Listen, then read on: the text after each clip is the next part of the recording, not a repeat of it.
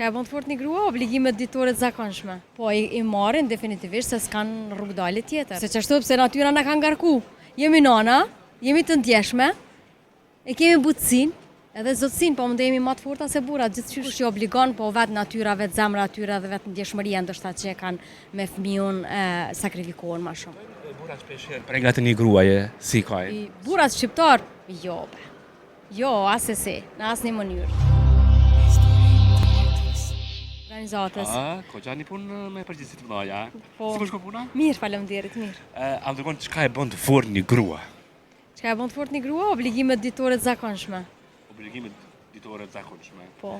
Pse i kanë gratë shumë obligimet më shumë se burrat, a mendon që më shumë i kanë? Po janë nana, janë bashorte, kanë vendet e tyre të punës që obligojnë çdo ditë puna ditore, obligimet ditore. E bën të fortë zakonisht obligimet ditore të bëjnë të forta. Mendon që obligimet më të mëdha i marrin gratë se sa burrat? Po i marrin definitivisht se s'kan rrugdalje tjetër. Pse po s'ka rrugdalje tjetër? Po pse çashtu pse natyra na ka ngarku. Jemi nana, jemi të ndjeshme, e kemi butësinë, edhe zotësinë, po mund të jemi më të forta se burrat, gjithçka. Pa i fëmijë të dyve është, nuk ka vetëm një nanë. Nanat janë ndryshe, kanë ndjeshmërinë më të madhe. A mendon që nana sakrifikojnë më shumë ti? Po, sakrifikojnë definitivisht. Jo që dikush i obligon, po vetë natyra, vetë zemra atyre dhe vetë ndjeshmëria ndoshta që e kanë me fëmijën sakrifikohen më shumë. A më ka qenë sakrificë më e madhe që ti ke bërë për fëmijë, për familjen tënde? Sakrifica më e madhe, zakonisht çdo ditë ka sakrifica të mëdha, po mendoj më shumë ti është që nuk e di me ceknja tash s'm kujtohet, po ka shumë për shembull udhëtimet zyrtare që ndoshta kishin me ngrit profesionalisht më shumë, një doktorat, një diçka që kom mujt me lanë, ka qenë vajza, s'kom pas forcë me lanë edhe me shku. Jashtë. Po, si jo, po. Barën kryesore kam pasun dhe vazhdoj ta kem unë. Unë e di që gjithë nanat janë ato heroinat. Po besoj që gjithë nanat janë të tilla, se ndjeshmëria është më e madhe se raporti me babën. Tash nuk po them 100% se edhe baballarët kanë ndjeshmëri, mirë po megjithatë nanat janë pak më të buta në raport me mashkullin. Ka ndonjë bashkëshort me marrë ngaherë një përshëndetje ose një fjalë të mirë, apo se shumica e burrat thonë a ka me hangër diçka, çka ka me hangër? Kur vjen në shtëpi? Jo, na me bashkëshortin i kemi më shumë punë të ndama gjithsesi, po edhe më shumë jemi në punë tan ditën. Nuk është që jam kryesisht 100% ngarkuar vet, po për vajzën ndjeshmërinë e ka më të madhe vet, po. Ai kuptojnë burrat shpesh pregatin një gruaje si ka. Burrat shqiptar, jo be. Jo, asesi, në asnjë mënyrë.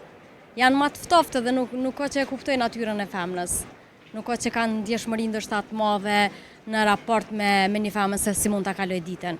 Femra është e obliguar rreth punëve shtëpisë, me rritjen e fëmijëve, del në punë, e ka tregun 80% që qendra tregtare kam marrë pjesë në një konferencë ku kemi zbuluar të gjeturat e ngarkesave ditore që kanë një femër. Dhe kryesisht kemi bërë ulëmtime në për qendrat e mëdha tregtare, apo 90% të blerëza apo në për radhë ku presin pagesa janë femra. Sa e bën kjo muni mirë? Mu personalisht bën muni mirë sepse konsideroj që çdo femër e cila kalon një ditë të ngarkuar bëhet e fortë dhe bëhet më shumë rezistente ndaj vujtjeve ndoshta që mund t'i ketë jeta në përgjithësi dhe nuk po shon ndonjë të lashe që mund ta ngarkoj apo të mbi ngarkoj një femër. Po mendoj çdo femër të cilën e njoh prej rrethit të ngushtë të gjanë që kam, jo vetëm për Prizren, e shoh që femrat me të vërtetë janë shumë të forta. Kanë një zemër të madhe, po ndjeshmërinë kanë shumë të madhe. Kjo është më së sigurt që kanë ndjeshmërinë shumë të madhe. Kanë dëshmuar shumë femra, shumë gra. Am tregon sot në këtë kohë ku jetojmë. Sa sot po vlerësojnë një femër? Obligimet ditore dhe thashë edhe më herët që i ka femra spontanisht, që në fakt nuk kanë peshore, duke fillu nga mëngjesi se si ajo mund ta filloj ditën, dhe deri në mbrëmje nuk është që ndoshta prej rrethit akoma nuk kemi mentalitet për me vlerësu një femën. Disi larja rrobave, përgatitja ushqimit, përcjellja fëmijët për shkollë, përcjellja kur vjen prej shkollës, obligime ditore, pastaj të tjera të cilet dalin ndërkohë përveç punës rutinë që ajo ka dhe shkon i shërben një institucione apo një kompanie private, nuk ka që shumë vihen në pa apo dalin në pa.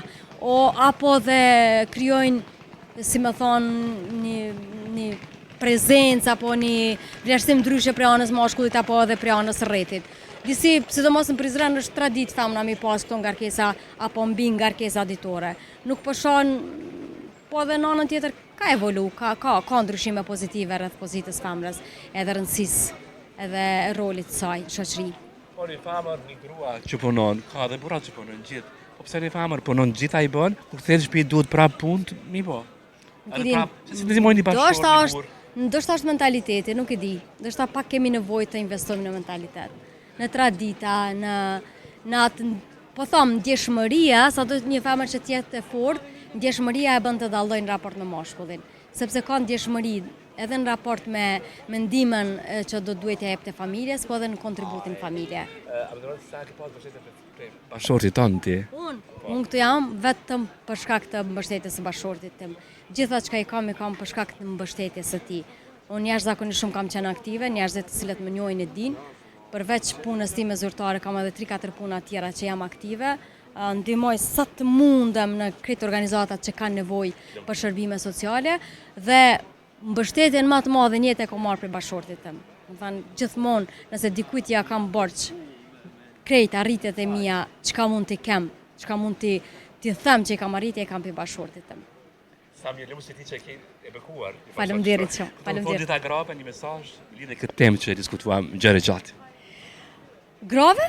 Gratë le të vazhdojnë të jenë të forta, të arsimon, të shkollohen dhe të punësohen, të qëndrojnë në këmbë të veta. Pastaj këto shërbime ditore, këto obligime ditore që i kemi, për neve nuk janë asgjë tjetër po se kënaqësi shpirtërore që mund të na japin. Për shembull, përgatitja e ushqimit apo kujdesi për fëmijët. Për mua është përmbushje shpirtërore, asgjë më shumë. Ndërmjet, shumë suksese, shëndet shumë. Faleminderit shumë.